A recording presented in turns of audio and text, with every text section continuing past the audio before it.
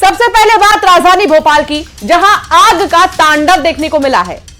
दरअसल एक chemical factory में भीषण आग लग गई। आग इतनी भीषण थी कि पूरे आसमान में धुएं का गुबार छा गया। दिन में रात जैसा माहौल नजर आया। देखते ही देखते भयंकर रूप आग ने ले लिया। आग की लपटें इतनी ज्यादा ऊंची थी कि दूर से ही दिखाई दे रही थी। और इन तस्वीरों को देखकर आप भी अंदाजा लगा सकते हैं आग आखिर कितनी भीषण थी। बताया जा रहा है कि फैक्ट्री में रखे केमिकल के कंटेनरों में ब्लास्ट हुआ था, जिसके बाद आग ने विकराल रूप ले लिया। आग बुझाने की कोशिश लगातार जारी है। 10 से 12 दमकल गाड़ियों ने आग बुझाना शुरू किया। और घटना में लाखों का नुकसान भी हुआ है और कई वाहन भी जल गए हैं।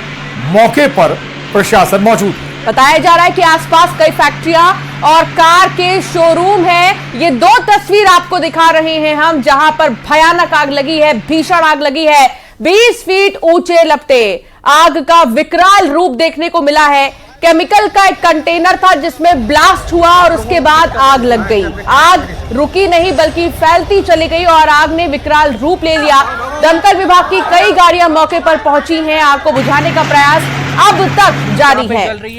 तो भोपाल के गोविंदपुरा इंडस्ट्रियल एरिया में ये फैक्ट्री मौजूद है और जहां पर आसपास कई और दूसरी फैक्ट्रियां और शोरूम मौजूद हैं। अगर समय रहते इस आग पर काबू नहीं पाया जाता है तो उन फैक्ट्रियों को, शोरूम को भी नुकसान पहुंच सकता है। इसलिए प्रयास यही है, कोशिश यही है कि जल्द से जल्द आग पर न केवल काबू पाया जाए बल्कि आसपास की दूसरी इमारतों, दूसरी फैक्ट्रियों पर भी इसका कोई असर ना हो, वहां तक आग ना पहुंचे। लेकिन लाखों के नुकसान की आशंका जताई जा रही है।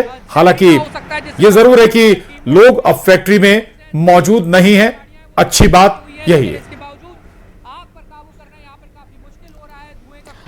और साथ ही आपको बता दें कि अभी तक कोई जनहानि नहीं हुई है, ये राहत की बात है। तो दूसरी तरफ जो ये धुआं आप देख रहे हैं, ये कोई आम धुआं नहीं है बल्कि जहरीला धुआं है, क्योंकि केमिकल के कंटेनर के ब्लास्ट होने की वजह से जो आग लगी है, इसलिए कहा जा रहा है कि ये धुआं कहीं ना कहीं लोगों की सेहत पर असर जरूर डालेगा। और बालाघाट में सीएम डॉक्टर मोहन यादव ने बड़ा ऐलान करते हुए कहा है कि सभी प्रकार के 1 लाख सरकारी पद भरे जाएंगे और 2028 तक 1.5 करोड़ युवाओं को सरकारी रोजगार देंगे। इसके साथ ही मुख्यमंत्री ने बड़ा ऐलान किया है। मुख्यमंत्री ने कहा है कि बालाघाट में अपार मात्रा में भू संपदा मिलती है। इसी के साथ उन्होंने यह भी कहा कि मैग्नीज, तांबा और चिन्नौर का चावल यहां की पहचान है। भेंट कर हमारे किसान साथियों के प्रतीक इस बार माननीय मुख्यमंत्री जी स्वयं किसान पुत्र हैं और किसानों के कल्याण के लिए लगातार सरकारी योजनाओं का शासन स्तर पे।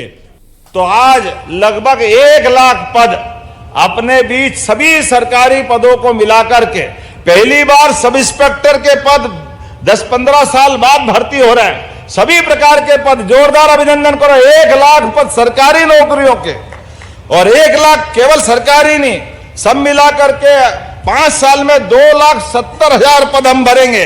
और उससे आगे बढ़कर के युवा नीति के आधार पर इस प्रदेश की आबादी लगभग 1.5 करोड़ युवाओं की है और हमने नीतियां बनाई है।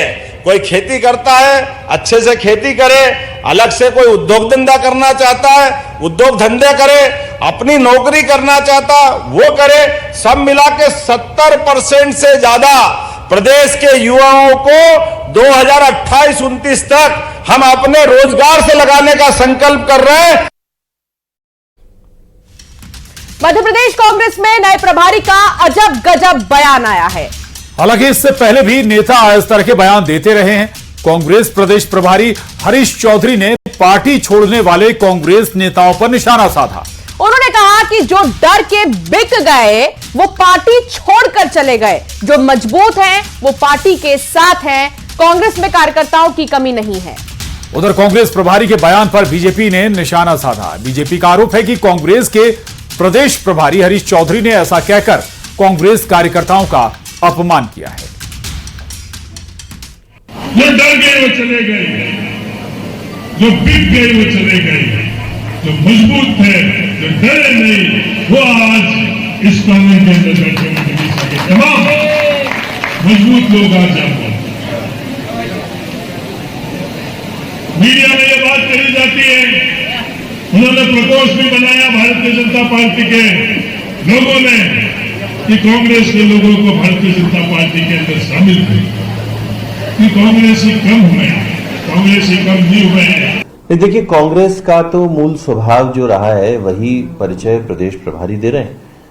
अपने साथियों को अपमानित करना, उनको बिकाऊ कहना और उसके बाद स्वयं कमजोर हो जाना।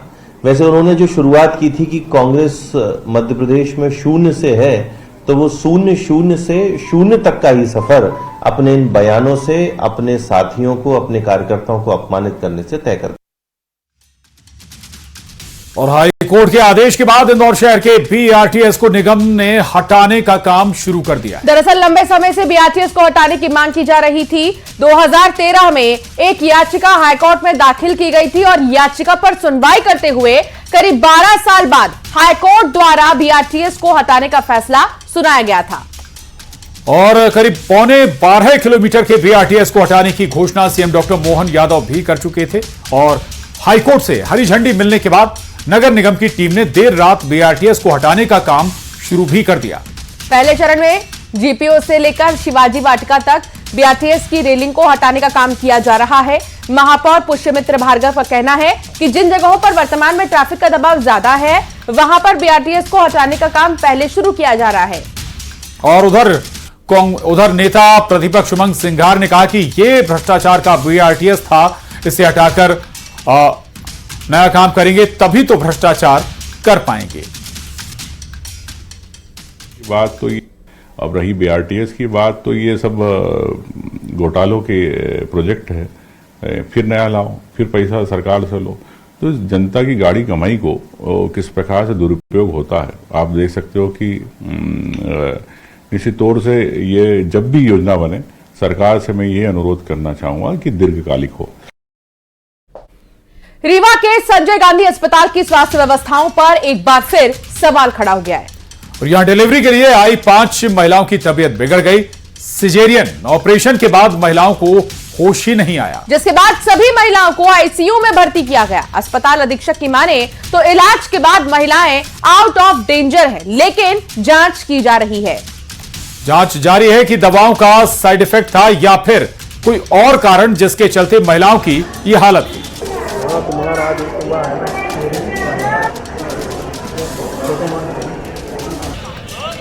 डॉक्टर बोल रहा है, बताए क्या बोल रही हो सकता है दवाई कोई सरकारी दवा आती है और उसके बाद अभी तक ऐसा कुछ हुआ नहीं है। अब ऐसा हो गया तो हम तो खरीदने जाते नहीं, ना खरीदने गए हैं। डॉक्टर से पूछ रहे हैं, बोले कि क्या बात हुई, बोले कि बड़े डॉक्टर बताएंगे। अब बड़े डॉक्टर कौन बताएंगे क्या करेंगे, क्या इसमें दवाई में कमी थी, किसमें कमी थी। तो डॉक्टरों ने तुरंत देखा, ऐसी फिर 7 महिलाएं थी जिनको एक साथ उल्टी आना और सर दर्द की तकलीफ हुई। तो हम लोगों ने जब उसका एनालिसिस किया तो पता चला इन 7 का जो सिजेरियन पिछली रात में हुआ था। फिर इनमें से 3 पेशेंट्स बिल्कुल नॉर्मल थे, बाकी जो 4 पेशेंट्स थे उनको हमने आईसीयू में शिफ्ट करवाया कि फर्दर इनको देखें कोई और प्रॉब्लम तो नहीं होती है। और स्थिति निश्चित रूप से बेहतर हो रही है, लेकिन धीरे धीरे हो रही है। और निश्चित रूप से प्रथम दृष्टया यही लग रहा है कि ये कॉम्प्लिकेशंस किसी ड्रग के कारण हुआ है। तो हम पूरी जांच करा रहे हैं और जो हमको एक ड्रग ऐसी लग रही है कि जिससे कारण कॉम्प्लिकेशन हुआ है, हमने उसको ब्लॉक किया हुआ है। हम उसको फार्माकोविजिलेंस रिपोर्ट उसकी जांच कराएंगे। रीवा जिले के तीर्थयात्रियों के लिए खुशखबरी है। आईआरसीटीसी रीवा से पहली बार भारत गौरव पर्यटन ट्रेन चलाने जा रही है और इसके जरिए लोगों को तीर्थों के दर्शन कराए जाएंगे। बताया जा रहा है कि रीवा रेलवे स्टेशन से यह ट्रेन 25 मार्च को रवाना होगी। देश के प्रसिद्ध तीर्थ स्थलों के लिए ट्रेन रवाना होगी। इस दौरान यात्री द्वारका, सोमनाथ, त्र्यंबकेश्वर, शिरडी होते हुए भीमाशंकर, घृणेश्वर के तीर्थ स्थल दर्शन करेंगे। और तीर्थ यात्रा के लिए करीब रात 10 और 11 दिन का समय लगेगा। यात्रा के लिए आईआरसीटीसी ने 3 श्रेणी में किराया लेने की व्यवस्था की है। पहली श्रेणी स्लीपर क्लास होगी, जिसका किराया करीब 20,700 रुपए तक तय किया गया है। वहीं थर्ड एसी का किराया 34,600 रुपए तय किया गया है और सेकंड एसी का किराया 45,900 रुपए रखा गया है। किराए में यात्रियों के खाने पीने और घूमने का खर्च भी शामिल है।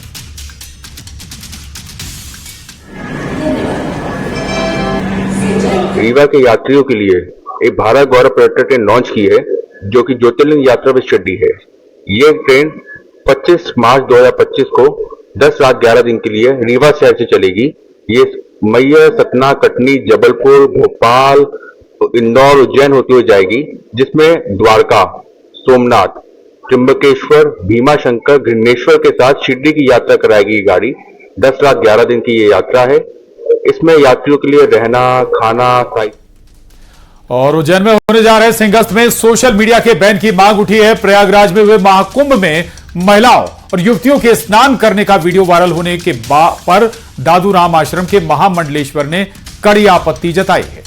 कड़ी आपत्ति जताते हुए उन्होंने मांग की है कि 2028 में होने जा रहे सिंहस्थ में सोशल मीडिया पूरी तरह से बैन किया जाए। उनकी माने तो कुछ असामाजिक तत्व धार्मिक आयोजनों के दौरान इस तरह की हरकतें कर माहौल खराब कर रहे हैं, जिन पर रोक लगाना जरूरी है। और इसके साथ ही उन्होंने ऐसे वीडियो वायरल करने वाले सोशल मीडिया अकाउंट पर भी रोक लगाने और कड़ी कार्रवाई की मांग की।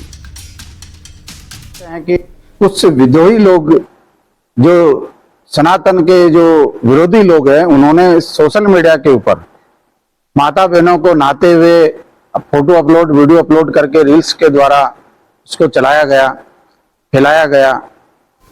तो मैं आने वाले सिंहस्थ महाकुंभ हमारा उज्जैन का जो आएगा, उसमें मैं प्रशासन और सरकार से यही निवेदन करूंगा, और उनके संज्ञान में भी है ही सारी चीजें, लेकिन फिर भी।